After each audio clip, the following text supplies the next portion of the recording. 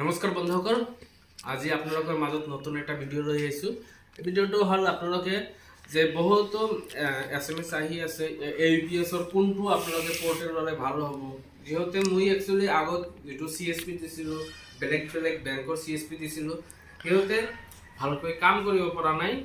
যিহেতু ফিনতো এতিয়ালৈকে APSটো বন্ধ হৈ আছে, কাৰণ ই KYCটো কৰিব লাগে বা চেলছ অফিচাৰ তাত যাব লাগে, তাৰপিছতহে ভেৰিফিকেশ্যন হ'ব, তাৰপিছতহে আপোনাৰ আইডিটো এক্টিভেট হ'ব। সেইকাৰণে ফিনতো APSটো কাম কৰিব পৰা নাই। সেইকাৰণে ভাল এটা মই সলিউশ্যন দি আছোঁ। ঠিক আছে, মোৰ পৰা যিহেতু ID লৈছে ফিনত, তাৰপিছতো মোৰ পৰা বেলেগ ID লৈ আছে APSৰ কাৰণে। APSৰ আমি ৰয়েনেটৰ পৰা ID দি আছোঁ বা মুভি শ্বপত দি আছোঁ, পেনি। এতিয়া আপোনালোকে যদি পেনি আৰু বাই ৰয়েনেট, মুভি শ্বপত তিনিটা কোম্পানী মই চলাই আছোঁ। ঠিক আছে, এই তিনিটা কোম্পানীত আপোনালোকে যদি ডিষ্ট্ৰিবিউটাৰ ৰিটেইলাৰ ল'ব খুজি আছে, ডিষ্ট্ৰিবিউটাৰ কিন্তু ফ্ৰী হয়, ৰিটেইলাৰটো ফ্ৰী নহয়। ঠিক আছে, ডিষ্ট্ৰিবিউটাৰ আইডিটো ফ্ৰী, কিন্তু আপোনাৰ APS আইডিটো কিনিব লাগিব।